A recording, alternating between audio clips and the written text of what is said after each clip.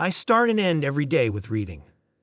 While I love to read novels, memoirs, historical fiction, and the New York Times, I've learned so much from reading business books. To me, here's what makes a business book great. After you finish the book, you walk away with a new approach to work. Maybe you even notice yourself doing things a little differently. It's well written with strong storytelling. Great writing is something I savor that makes learning from the author fun.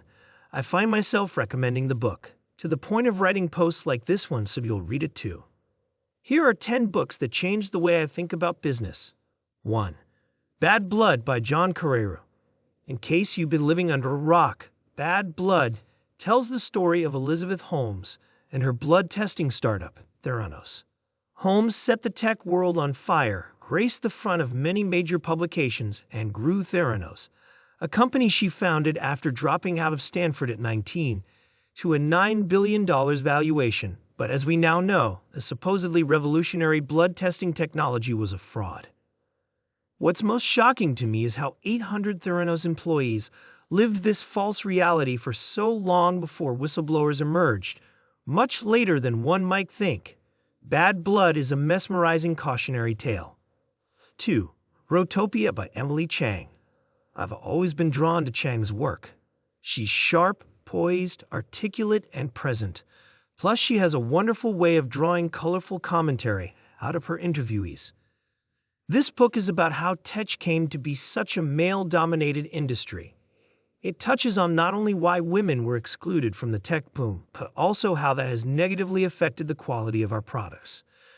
She offers actionable advice and solutions as to how we can go about fixing this problem as a society. 3.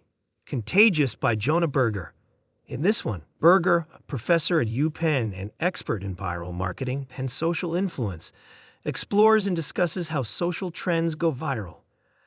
As a clean beauty startup co-founder, I found it especially interesting and insightful to read about how word-of-mouth influence can launch a product into the stratosphere. 4. Death by Meeting by Patrick Lencioni.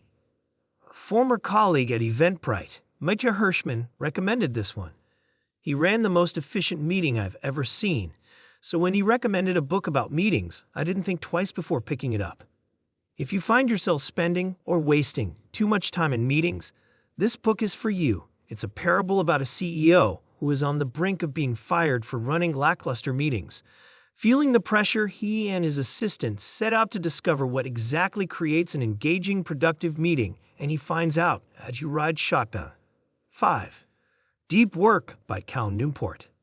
This one saved my life when I was sitting in the airport waiting for a delayed flight. I read the entire book during the extended layover. I just couldn't put it down.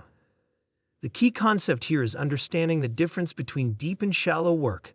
You know, surface-level stuff like email and answering phone calls versus deeply creative, impactful work like building a brand strategy. Because of constant digital distractions, we become much less adept at getting into the flow state where we accomplish deep work. Anyone interested in learning how to block out distractions and recapture this ability should check out this book.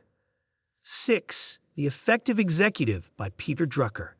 This one was written in 1966, so I have my issues with it.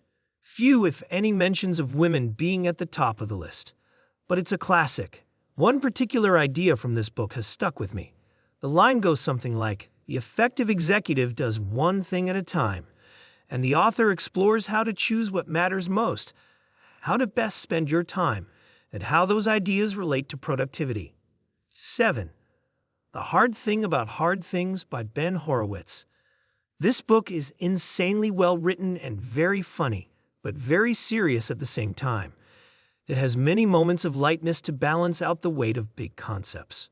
I love this one because it reinforces my belief that anything worth doing is difficult. In business, there are patterns, and we can learn from others' failures, but there is no recipe for success. Every leader has to conquer their own hard things. 8. Shoe Dog by Phil Knight. This is a true story about a young Phil Knight who turned a passion project into a successful business, and eventually a mega retail brand, Nike. I couldn't leave this one off the list, especially because Naked Poppy is my own passion project turned business. What I love about Knight's stories is how he simply wouldn't accept failure as an option. Every day, he fought seemingly unsolvable problems with everything he had. 9. Shortcut Your Startup by Courtney Reum and Carter Reum. The authors are two guys who created a wine and spirits startup before becoming venture capitalists. It's packed with dense but great entrepreneurial advice based on the tough lessons they learned themselves. I recommend it to any startup founder. 10. Thrive by Arianna Huffington. Today, everyone's talking about the need for work-life balance, rest, and recharging. But in 2014, when this book was published, Huffington was among the first to call out the link between wellness and success, an idea that was ahead of its time. Why not live a full and happy life while working hard, after all?